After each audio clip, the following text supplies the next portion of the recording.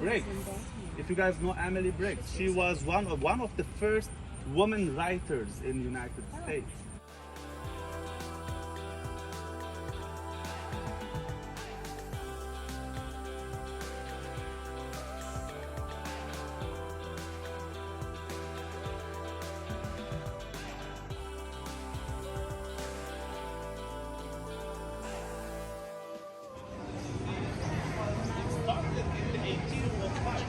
But it was a different location. It was more towards where the Marines barracks is heading.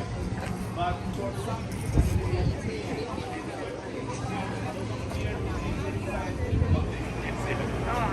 Market in Reading Terminal Market? yeah, in Philly, which I haven't been. So this place here been here in the market since 1980. So how many years is that? 41. It is. Wow. Wow! Yeah, Quick yeah. math, We quick are math. 2021, Yeah. That's 41 years. The owners are George and Jose. They were before separate ones, and then when they came, they combined everything here, so it became like one big one. Moment Oh, of they're truth. hot and nice and crispy.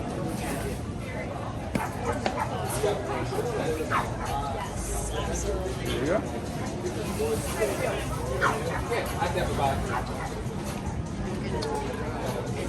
Only pictures, no food. Yeah, no, I'm getting food. Okay, thank you.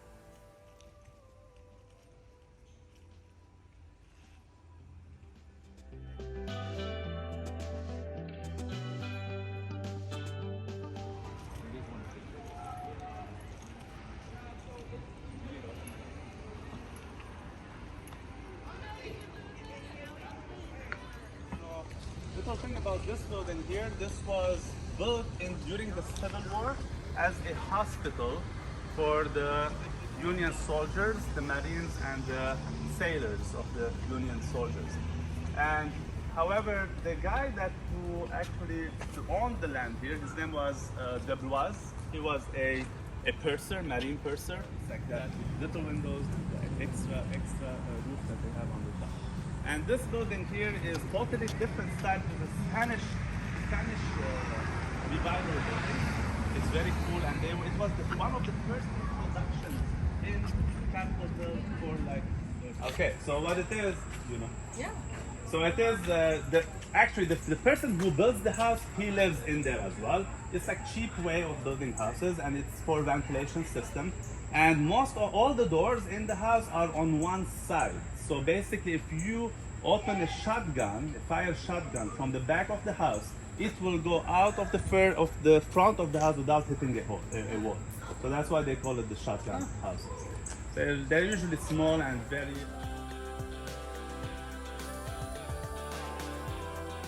Which is the Marine Commandant's house. So he lives here.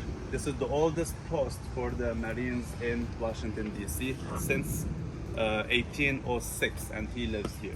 The Marine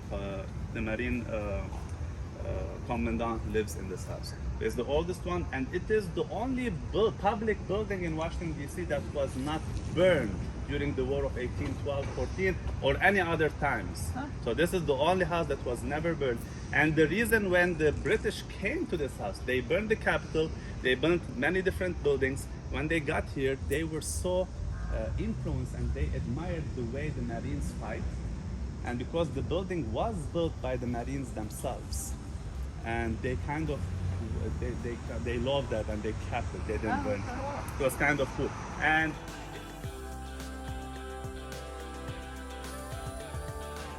but yes, every Friday night. yeah, I wasn't able to come here Friday night, but I wasn't sure because of the pandemic. Those buildings were, the original ones were raised and torn down, so those were built in 1905.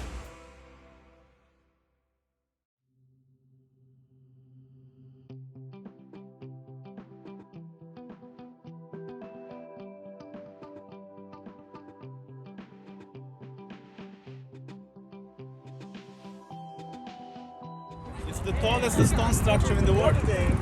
The Washington Monument is the tallest stone structure in the world. 555 feet, 5 inches, and 1/8 of an inch. Wow. Not 1/5. No, Very 1/8. nice.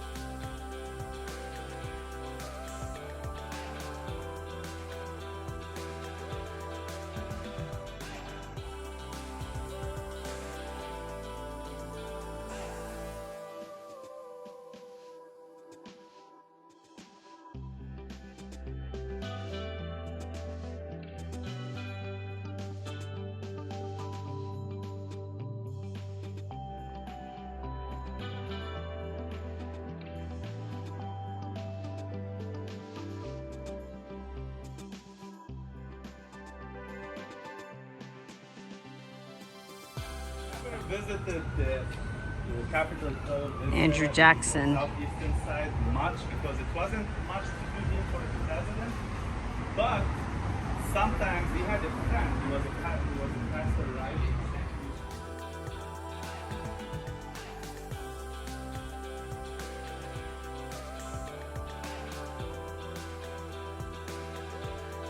Very famous because back then there was no fire department. There were individual companies, they run the business. So, and they were so rival against each other, and they get really competitive, and sometimes they even fight over account. And when your house is burning, they come, like 10 different companies come and to help you, and then they fight with each other while the house is burning. So what happened is Benjamin Franklin, he came with this idea. He said, we will create those little logos and they will serve as a fire alarm. We install them on the facade. So each company has its own logo and alarm. So when it is installed on your facade, you know who you're gonna pay to. However, it did not work because when you are burning, no matter if you have that or you don't have that, it's difficult to see 1 second. They still want the business back or no. So they will fight again while your house is burning. So the entire thing did not work unless they stopped it after that. When he was even 15 years old, he was an amazing violin player that the entire neighborhood just come to listen to what he was doing. It was crazy. And there was a circus here that they hired him. So he was gonna start working for them, and his father found out.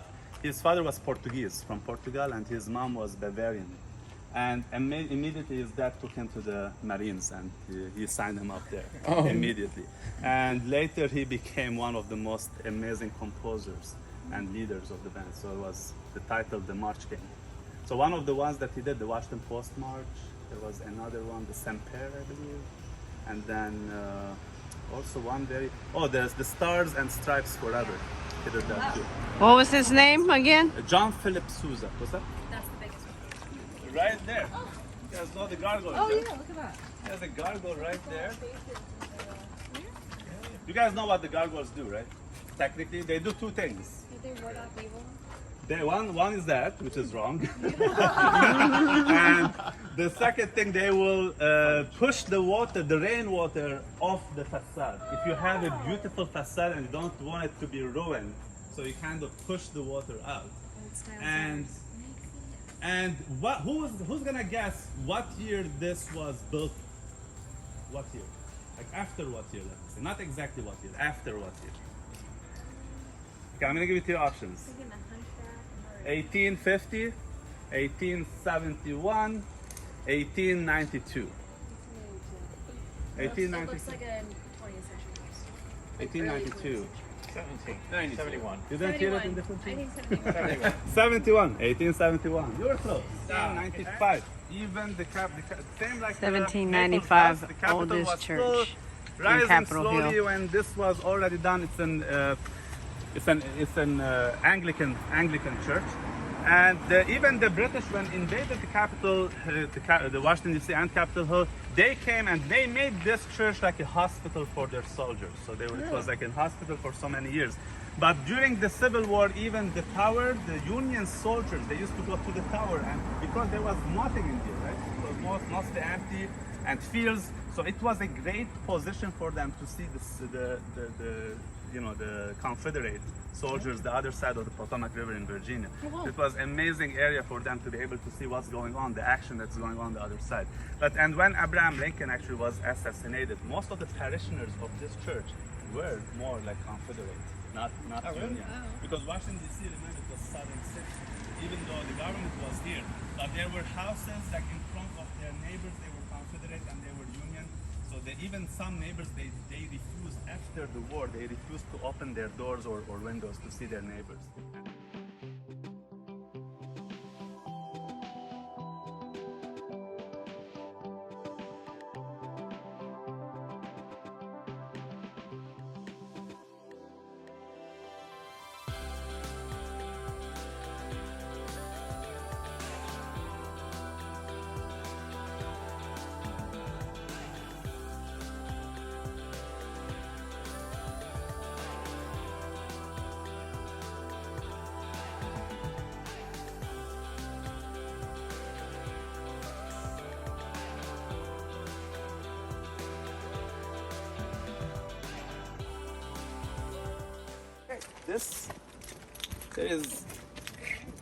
There is a little speakeasy here.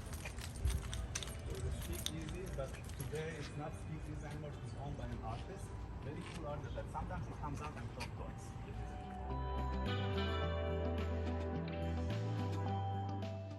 So this is the speakeasy.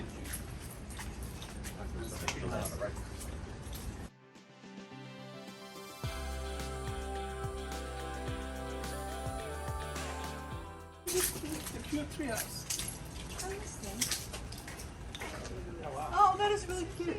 Yeah. Why would you tear this down?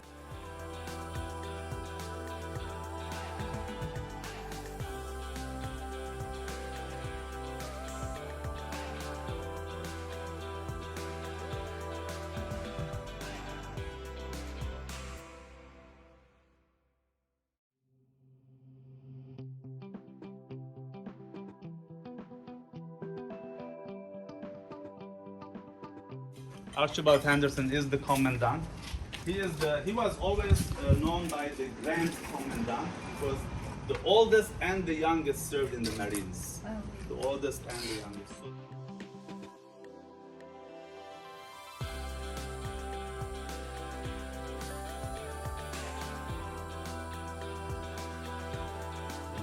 However, in most America, it was built by either wood or shingles. Here it's all brick, and the reason the Washington D.C. you cannot build wood or shingles. It has to be stone or brick. This is the law. Okay? Have too many fires. Yeah, exactly. So that those companies, they don't go crazy.